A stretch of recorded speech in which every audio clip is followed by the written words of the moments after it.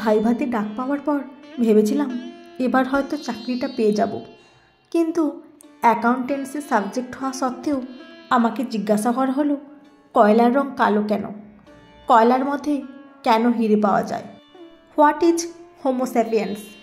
উত্তরগুলো দিয়েছিলাম, যেহেতু নাম কয়লা তাই তার রং কালো, কয়লা খনিতে হিরে পাওয়া যায় কারণ এটাই প্রকৃতির নিয়ম। আর বলেছিলাম হোমোস্যাপিয়েন্স হলো ক্রমবর্ধমান মানব জাতির বিবর্তন। প্রশ্ন আরও গোটা কতক করা হয়েছিল। উত্তর দেওয়ার পর আমাকে বলা হলো ঠিক আছে আপনি যান। বাইরে বেরিয়ে আমি গৌতম হাঁটতে হাঁটতে শিয়ালদা স্টেশনের বাইরে থেকে দুটো আটার রুটি সঙ্গে একটু তরকারি আর একটা সিঙ্গাপুরি কলা খেয়ে স্টেশনের ভেতর ঢুকে চোখে মুখে জল দিয়ে জল খেয়ে বোর্ডে দেখলাম 10 নম্বর প্ল্যাটফর্ম থেকে 2:52 হাসনাবাদ লোকাল ছাড়বে। 10 নম্বর প্ল্যাটফর্মে গিয়ে দেখলাম হাসনাবাদ লোকাল দাঁড়িয়ে আছে, কিন্তু ট্রেনটার পিছন দিকে ভিড় বেশি থাকায় সামনের দিকে এগিয়ে চললাম যদি একটু ফাঁকা পাওয়া যায়। 6 নম্বর কম্পার্টমেন্টটা দেখলাম একটু ফাঁকা। উঠে ভেতরে ঢুকে একবার চোখ বুলিয়ে নিয়ে বুঝতে পারলাম বসার জায়গা নেই, দাঁড়িয়ে থাকতে হবে। প্রথমে 2 সিটের মাঝখানে দাঁড়িয়ে কাঁধের ব্যাগটা ওপরে রেখে ভাবতে লাগলাম 14 মাস আগে গ্র্যাজুয়েশন করবার পর 5টা ইন্টারভিউ দিয়ে এটা নিয়ে 3টে ভাইভাতে ডাক পেয়েছিলাম। আগের দুটোতেও কিছু হয়নি, এটাতেও বোধহয় হবে না মনে হওয়ার কারণ ইন্টারভিউ বোর্ডের মেম্বারদের প্রশ্ন করার ধরন দেখে। বাড়িতে গেলেই বাবা জিজ্ঞাসা করবেন ইন্টারভিউয়ের কি হলো। অন্যবারের মতো এবারও বলতে হবে চেষ্টা তো করেছি, দেখা যাক কোনো খবর আসে কিনা। একটা চাকরির খবরের জন্য বাবা সব সময় উদ্বিগ্ন হয়ে থাকেন, কারণ আর 9 মাস পর ওনার রিটায়ারমেন্ট। সব সময় ভাবেন ছেলের কিছু একটা না হলে তার 4 জনের সংসারে সামান্য পেনশনের টাকায় চলবে কি করে। তার উপর আবার বোনের পড়াশোনার খরচও আছে, বিয়েও দিতে হবে। আমিও খুব চিন্তায় আছি, চেষ্টাও করে চলেছি ছোটোখাটো যা হোক একটা কোনো কাজের মধ্যে ঢুকে যেতে, কিন্তু চেষ্টা করেও কোনো রাস্তা খুঁজে পাচ্ছি না। আজ বাড়ি থেকে বেরোনোর সময় বোন নন্দিনী তার টিউশনের জমানো টাকা থেকে 500 টাকা দিয়ে বলেছিল আজকের ভাইভাতে তুই সিলেক্ট হয়ে যাবি, তারপর কোনো ভালো রেস্টুরেন্টে গিয়ে কিছু খেয়ে নিস। মনে মনে একটু হাসলাম, এই ভেবে বোন বাবা এরা তো জানে না কর্তৃপক্ষের কাছে ইন্টারভিউ নামে চাকরি প্রার্থীদের স্বপ্ন নিয়ে ছিনিমিনি খেলাটা একটা রুটিনে পরিণত হয়েছে। প্রতিদিন হাজার হাজার ছেলেমেয়ে বিভিন্ন সংস্থায় ইন্টারভিউ দিয়ে চলেছে, কিন্তু শেষ পর্যন্ত কজন যে ডাক পায় কে জানে। 5:10 নাগাদ স্টেশনে নেমে হেঁটে চলেছি বাড়ির উদ্দেশ্যে। বাজারের কাছাকাছি এসে মনে হলো ট্রেনে একটানা 2 ঘন্টার বেশি সময় দাঁড়িয়ে থেকে পা দুটো টনটন করছে। একটু বসে চা খেতে পারলে ভালো হতো। এদিক সেদিক তাকিয়ে কোথাও চায়ের দোকান না পেয়ে বাজার পার করে খানিকটা এগোনোর পর আমারই বয়সী একটা ছেলেকে দেখলাম এক হাতে একটা স্টিলের বড় ভ্যাকুয়াম ফ্ল্যাক্স, অন্য হাতে একটা প্যাকেটের মধ্যে কাগজের কাপ আর বিস্কুটের প্যাকেট নিয়ে হার্বাল চা খাবেন নাকি বলতে বলতে এগিয়ে আসছে। মনের মধ্যে কিউরিওসিটি হলো, জিজ্ঞাসা করলাম চা তো এমনিতেই হার্বাল, আপনার হার্বাল চাটা আবার কি? আমার হার্বাল চাটা স্পেশাল বলে সে একটু হেসে বলল, পুদিনা পাতা, তুলসী পাতা, আদা, দারুচিনি, লবঙ্গ আর চা মিশিয়ে আমার হার্বাল চা। একবার খেলে আবার খেতে ইচ্ছা করবে। বললাম দাম কত? ছেলেটি বলল 8 টাকা। ঠিক আছে, 1 কাপ দিন, খেয়ে দেখি আপনার হার্বাল চা। সে আমাকে রাস্তার বাঁ পাশে নিয়ে এসে তার প্যাকেট থেকে কাগজের কাপ বের করে তাতে ফ্ল্যাক্স থেকে চা ঢেলে হাতে ধরিয়ে দিল। মুখে দেওয়ার আগে গন্ধেই মনে হলো একটু অন্য ধরনের। জিভ স্পর্শ করতেই বুঝতে পারলাম খুবই সুন্দর। ছেলেটাকে দাম দেব বলে পকেটে হাত দিয়ে দেখি বোনের দেওয়া সেই 500 টাকা ছাড়া 3 টাকা আছে।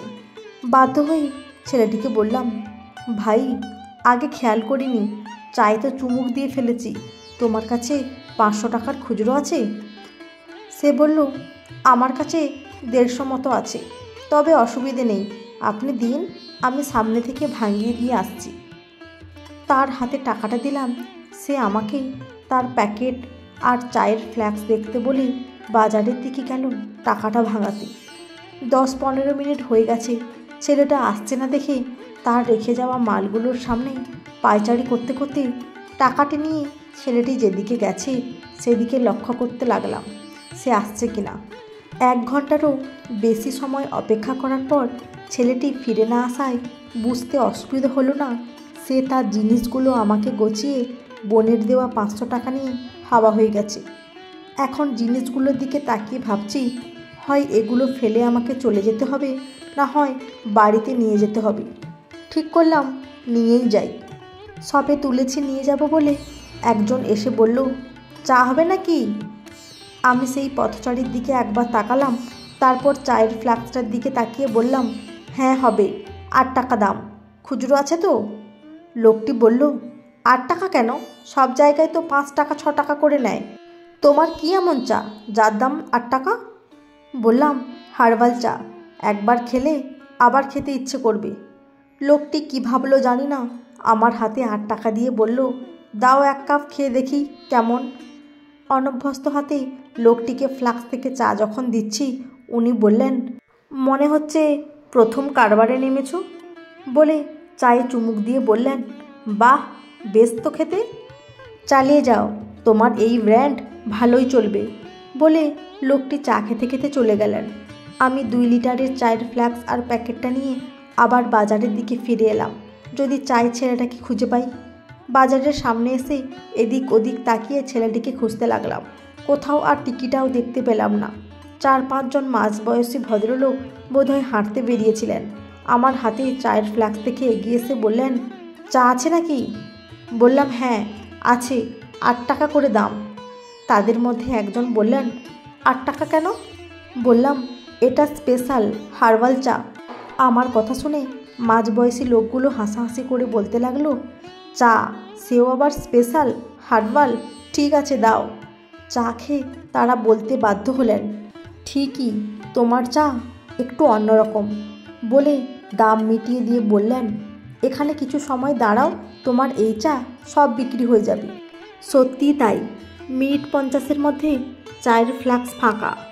দুজনকে দিতে পারিনি। চা বিক্রি করা টাকা গুনে দেখলাম 224 টাকা। বাড়ি ফেরার পথে মনে মনে ঠিক করে নিলাম, যতদিন চাকরি না হয় ততদিন সকাল বিকেল ঘুরে ঘুরে চা বিক্রি করলেই তো হয়। বাড়ি থেকে অনেকটা দূরে, এই বাজারের সামনেই। বাড়িতে ফিরতেই বাবা আমার হাতে চায়ের ফ্লাস্ক আর প্যাকেট দেখে বললেন, কি ব্যাপার, এসব কি? বললাম, যতদিন না চাকরি পাই ততদিন ঘুরে ঘুরে চা বিক্রি করব। আমার কথা শুনে বাবা অবাক হয়ে বললেন, তুই চা বিক্রি করবি? বাবার দিকে তাকিয়ে বললাম, অসুবিধে কোথায়, অল্প পুঁজির এই ব্যবসাটা করেই দেখি না।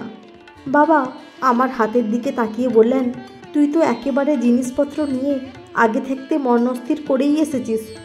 বাবা তো আসল ব্যাপারটা জানে না, তাই কথা না বাড়িয়ে এক কথায় বললাম, যতদিন কাজকর্ম না পাই কিছু তো করি।